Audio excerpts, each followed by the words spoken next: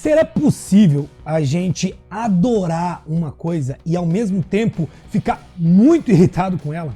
O episódio 7 de A Roda do Tempo, As Trevas no Caminho, conseguiu me fazer exatamente essas duas sensações. Eu adorei o episódio, ele é muito bom, traz muita informação, mas ao mesmo tempo eu fiquei muito irritado com ele. Se você é leitor, se você acompanha a saga nos livros, você vai me entender. E nesse vídeo eu vou te explicar o porquê que eu consegui gostar e ficar irritado ao mesmo tempo. Então, bora pro vídeo. We can destroy him. We don't know which one of them is the dragon. Take them all. We'd be sentencing the other four to certain death. We've all heard of the ways and stories, but none of us know what they are. The fastest road to the Eye of the World.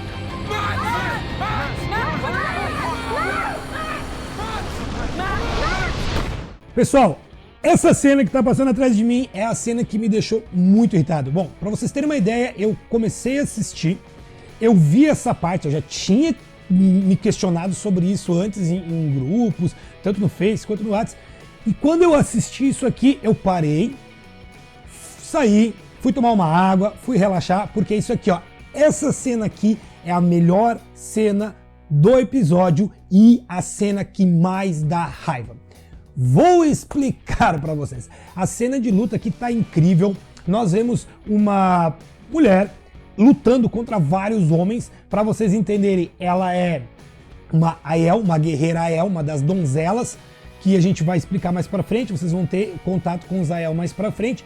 E eles são guerreiros da Terra da Trindade, do deserto. Isso aqui que está acontecendo é durante a chamada Guerra dos Aiel. Vou explicar para vocês por cima. Se vocês querem saber tudo sobre a Guerra dos Aiel, pergunta aqui embaixo. Guerra dos Aiel, eu faço para vocês um vídeo só sobre ela. Mas para dar um background para vocês, o que aconteceu? Os Aiel haviam dado para o rei de Cairhien uma muda de uma árvore que para eles era muito importante. Eles vivem no deserto e lá praticamente não tem árvores, rios e tudo mais. Um determinado rei, ele vai cortar a árvore para fazer um trono. E nesse momento os Aiel vão ficar muito irritados e vão invadir as terras aguacentas, como eles chamam, as terras para cá da espinha do mundo. Essa mulher que está aparecendo aqui, se você não sabe, você vai acabar sabendo, ela é a mãe do dragão renascido. É o quê? Sim, se você já assistiu o episódio, sabe que aqui nesse momento, quem está nascendo é o Rand. Sim, finalmente nós temos a certeza de que o Rand é mesmo o dragão renascido. Até que enfim!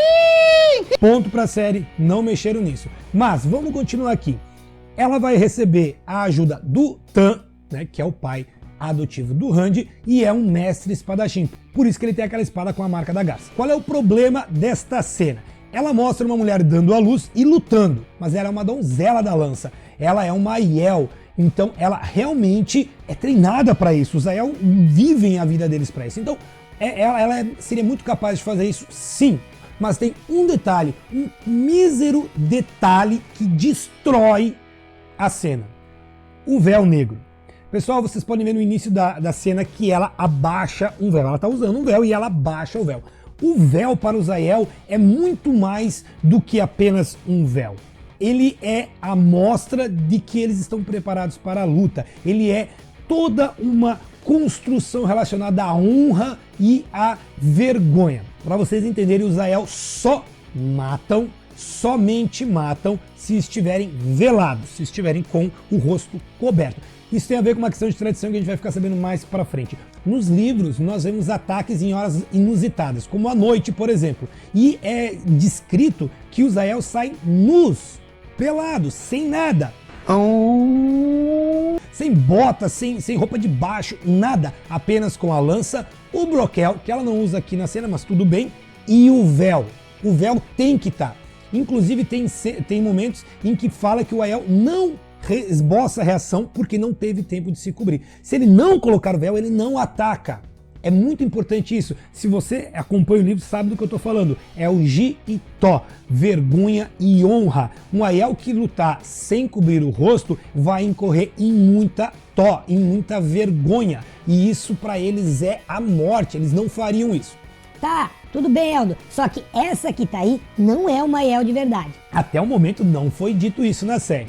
Nós sabemos pelos livros que a mãe do Rand não é uma Aiel de verdade. Ela é uma aguacenta das terras de Cairhien que vai para o norte fugindo de um casamento ruim e acaba se envolvendo com um Aiel. E ela se torna a donzela da lança, vai ter o Rand e aí vai surgir toda a questão das profecias do dragão. Até aí a gente sabe, mas não foi falado aqui. Mas mesmo assim, por ela ser uma água-senta, por ela não ser uma Aiel de nascimento, ela teria que elevar o Ji e Tó acima de qualquer coisa. Então nunca, jamais ela teria tirado o véu naquele momento e menos ainda teria lutado contra alguém sem pôr o véu. E ela teve tempo de pôr o véu na cena, sim. É verdade. Ah, mas é uma escolha de cena pra gente ver a interpretação da mulher. Concordo, faz sentido, mas mesmo assim tá errado. Pessoal, tem muitas mudanças na série que não tem problema. Essas mudanças acontecem para dar personalidade à série. Siuan e Moiraine, por exemplo, tranquilo também. Agora, o véu do Aiel, não, tá errado. Muito errado. Não gostei disso, isso me deixou extremamente irritado. Eu não... Comenta aqui embaixo. Você também ficou brabo com isso? Você também achou isso muito ruim? Cara, a cultura Aiel é muito importante. Daqui a pouquinho mostra um Ogier apressado. Mas chega de falar dos Aiel e vamos falar um pouquinho sobre o que aconteceu nesse episódio. Bom, eu estava errado. Falei pra vocês aqui nesse vídeo que eu achava que o Mat ia correr no último segundo e ia entrar no Portal dos Caminhos. Errou! Não aconteceu, o Mat ficou de fora. E por quê? O que isso muda para a série? Muda muita coisa. Em primeiro lugar, nós vamos ver o Mat provavelmente indo buscar a adaga. Sim, aquela adaga que a Moiraine tirou dele e que está em Tar Valon. Foi dito nesse episódio que ela está em Tar Valon. Então provavelmente ele deve ir buscar essa adaga. E ele vai acabar sendo capturado pelas Irmãs Vermelhas, porque a Moiraine pede para que a irmã do Lorde de Faldar envie uma carta avisando as Vermelhas de que o Mat deve ser capturado. Ele não consegue canalizar, pelo menos até o momento não mostrou isso. Então ele não será amansado, mas ele deve ser capturado e preso com as irmãs. Por que utilizaram esse subterfúgio? Nós sabemos que o ator que interpreta o Mat não volta para a segunda temporada, mas vai ter um outro ator. Então pode ser que, por motivo da saída dele não poder estar lá para fazer o próximo episódio, resolveram tirar ele. Criou-se uma confusão ali dentro do pessoal de Dois Rios, quem é o dragão, quem não é o dragão, e inclusive mais para frente a gente vai ver que somente Rand vai entrar na praga, que os outros vão ser deixados de fora. No livro isso não acontece. Nos livros o Olho do Mundo não é onde o Tenebroso está preso, mas sim um lugar que levaria a essa prisão. E ir ao Olho do Mundo é uma das profecias que leva ao surgimento do dragão, e não necessariamente a batalha final. Tarmon-Gaidon não acontece no Olho do Mundo, mas houve essa mudança na série. Eu acredito que Moiraine acredita que é lá que é a prisão do Tenebroso, mas ela vai ficar sabendo que não é assim que chegarem lá. E o que dizer dos caminhos? Pessoal, os caminhos ficaram muito legal, gostei muito, já tinha falado que eu tinha achado interessante no outro vídeo, e nesse vídeo ficou muito legal essa construção dos caminhos, como é perigoso lá, a gente sente o perigo, a gente sente que aquele lugar não é um lugar bom. E vamos ver Machinxin. Tava preocupado com Machinxin, o Vento Negro, e ele aparece, vemos, e tá ótimo, tá excelente. Aquela parte onde ele ataca o pessoal e fica atiçando os medos deles foi nota 10, gostei pra caramba.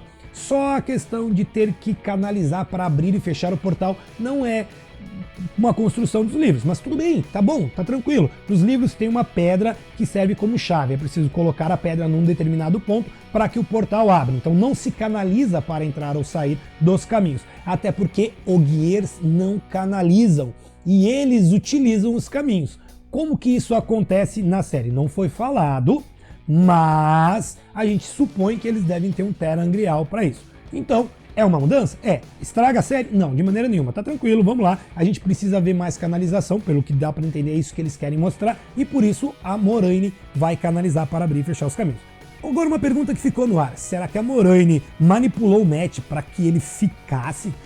Boa pergunta.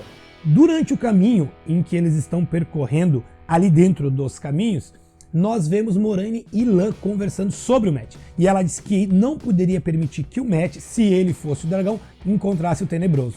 Já avisei que vai dar merda isso. Porque ele tem trevas dentro dele. Então a gente vê que de repente a Moiraine tenha feito alguma coisa para que o Mat não entrasse ali e que não apareceu ainda. Mas pode ser que apareça num flashback mais pra frente. Vamos esperar para ver acontecer. Isso é bem coisa de Aes Sedai. Vemos que os Trollocs estão usando os caminhos e por isso eles estão se movimentando de forma muito rápida. Os caminhos são como se fossem portais que unem dois pontos extremamente distantes. Por exemplo, entre Tarvalon e Fal Dara tem meses de distância de caminhada e eles percorreram em um dia. E os Trollocs utilizam então os caminhos para sair da praga e ir até os locais aonde eles vão atacar. E por isso Moraine fala com o Lorde de Fal Dara para ele fechar os caminhos de Fal Dara. Isso vai ser uma constante nos livros.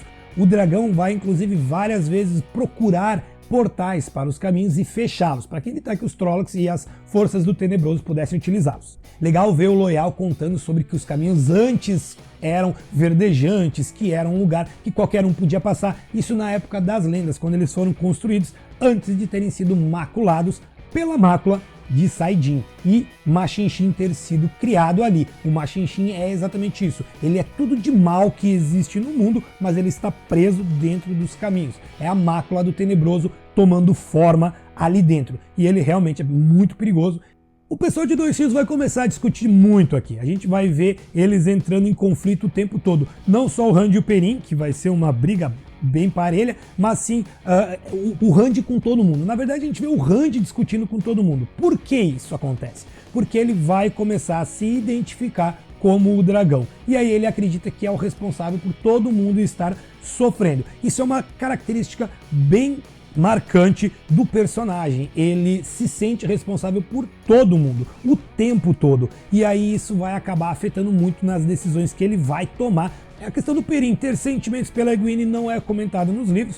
Aqui foi trazido à tona, não é uma coisa que está atrapalhando, eu acredito que traz um certo que é interessante e por enquanto tá tranquilo, tá bem, a gente pode deixar isso seguir. Agora, Lan e Nynaeve tendo a construção da sua relação ali em Fal Dara ficou muito legal, gostei pra caramba, eles acertaram mesmo nessa parte deles terem essa relação, eles construírem essa relação. Inclusive, se você não entendeu ainda o que significa Daishain, é um título honorífico dado em Melchior, que é o reino onde Lan nasceu, e ele era o herdeiro deste reino, ele seria o rei de Melchior. Infelizmente o reino foi tomado pela praga e não existe mais, então ele é um rei exilado. E Daishain significa senhor da batalha, ele seria um grande general. E aí temos Min. Eu tinha dito que eu estava sentindo falta dela. Min deveria ter aparecido... Min não faz nada, ô Tarzan! Antes de Tarvalon, quando eles chegaram em Baerlon. Porém, na série, eles cortaram fora essa parte de Baerlon, eles foram direto para Tarvalon, passaram pelaquela cidade mineradora e depois direto a Tarvalon. Tudo bem, eu já disse lá no início, não tem problema com relação à nacionalidade dela ter sido trocada, mas Moraine chama ela de vidente. A mim não é uma vidente, esse termo nunca é utilizado no livro, mas também não é uma coisa que vá atrapalhar. As visões dela foram muito bem construídas, era exatamente assim que eu imaginava. Então eu gostei bastante da forma como eles abordaram esse assunto. Então a mim tem visões que podem mostrar o futuro. Muitas vezes ela não consegue identificar o que essas visões querem dizer, mas quando ela consegue, ela sabe e aquilo realmente acontece. Então a gente vê ali no momento em que eles estão na estalagem algumas visões dela. Ela fala, por exemplo, sobre o Perrin ter os olhos amarelos e a boca pingando sangue. Isso tem a ver com a ligação dele com os lobos. A gente vê, ela fala também sobre um anel de ouro e também fala sobre uma chama. Não diz de qual das duas mulheres ela está falando. Eu sei, você que leu o livro sabe, e agora vai ter um pequeno spoiler, então pula os próximos 30 segundos, senão você vai ficar sabendo. A chama refere-se a Egwene, que vai se tornar quem? A chama de Tarvalon. Ela vai ser a Amyrlin. E o anel dourado é o anel que Lan vai dar para Nynaeve. Então, acabou o spoiler, agora podemos seguir. Quem é aquele bebê? No colo de Rand. Quando o Rand se descobre como o dragão renascido, ele volta para conversar com ela e aí eles têm um particular. Ali ela vê algumas outras visões, conversa com ele um pouquinho sobre algumas questões e das visões que ela conta para ele, a mais importante é que ela vê 3 mulheres bonitas ao redor dele. A construção do personagem se dá muito em volta destas 3 mulheres, que eu não vou contar para vocês quem é, mas se você já leu o livro, vocês sabem quem são. E elas vão aparecer durante o seriado, uma delas já apareceu. Bum! Olha o spoiler. As outras 2 ainda não. O Randy é um personagem bem complexo. Inclusive, não alterar quem é o dragão, manter o Randy como dragão, foi muito importante, é um ponto extremamente positivo. Podiam ter feito muita coisa, botar a Nynaeve como dragão, separar o dragão em 5 partes, mas não, resolveram manter o dragão com o Randy. Isso é muito importante, porque o personagem Randy autor só tem função por ser o dragão. Os outros 4, cada um tem a sua função.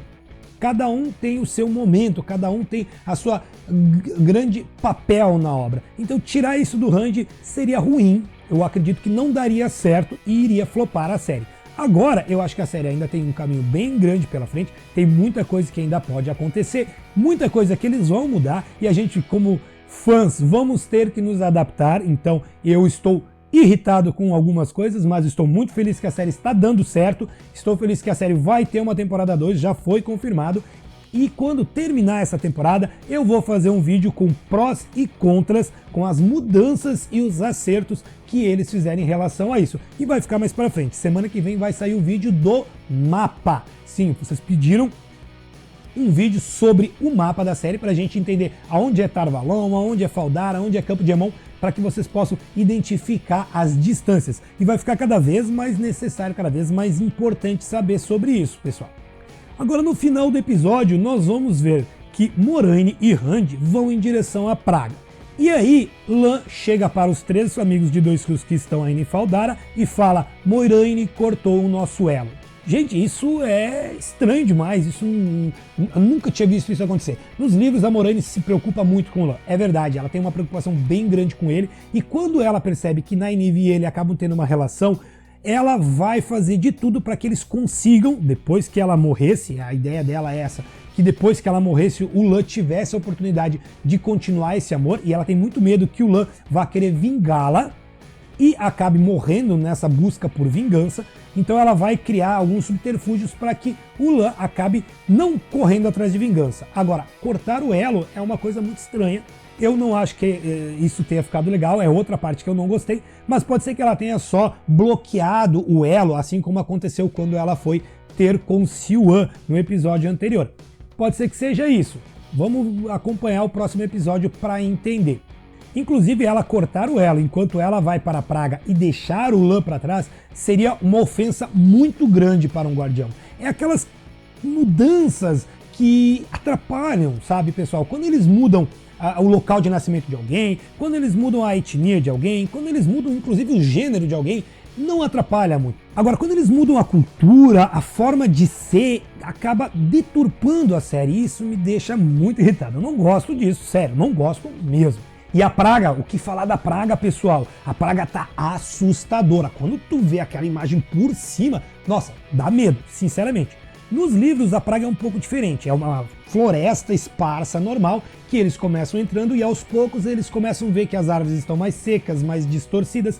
Ela é mais orgânica, essa praga. Não é uma barreira do nada, então até aqui não tem, aqui pra cá tem. Não, ela vai acontecendo aos poucos. É como se a floresta estivesse morrendo quanto mais perto de um determinado lugar. Então a praga ela é um pouquinho mais orgânica. Eles entram numa floresta e ela vai se tornando cada vez mais sombria e tenebrosa. Na série nós vemos que é uma barreira, literalmente uma barreira ali, e aí começa aquelas árvores distorcidas. Ficou assustador. Eu gostei, não é uma coisa que tá atrapalhando. O que você achou? Gostou da praga? Achou assustador mesmo? Preferia que ela fosse com menos livros? Comenta aqui embaixo pra mim. Vamos lá. E não se esquece de deixar o like nesse vídeo, se inscrever no canal, porque aqui no canal da Editora você fica por dentro de tudo que acontece na cultura pop e não perde um detalhe de A Roda do Tempo. Comigo, professor Eldo, seu nerd professor ou seu professor nerd. Você decide. E pessoal, semana que vem temos o último episódio desta temporada. Sabia não? E aí, tá preparado? Tá esperando o quê? Comenta aqui embaixo pra mim. Será que teremos abandonados? Não sei. No livro a gente sabe que tem uma briga aí com abandonados. Será que vai ter também? Quais vão aparecer? Não sei. Será que teremos o Homem Verde? Não. Eu acho que não. Comenta aqui embaixo, me conta o que vocês estão achando. Compartilha com a galera esse vídeo para que a gente jogue o hype lá pra cima. Olha só, aqui tem um vídeo sobre os abandonados, pessoal. Se você ainda não sabe quem são eles, eu fiz 2 vídeos contando a história deles. Tá aqui e tá aqui. Um forte abraço, valeu, fui!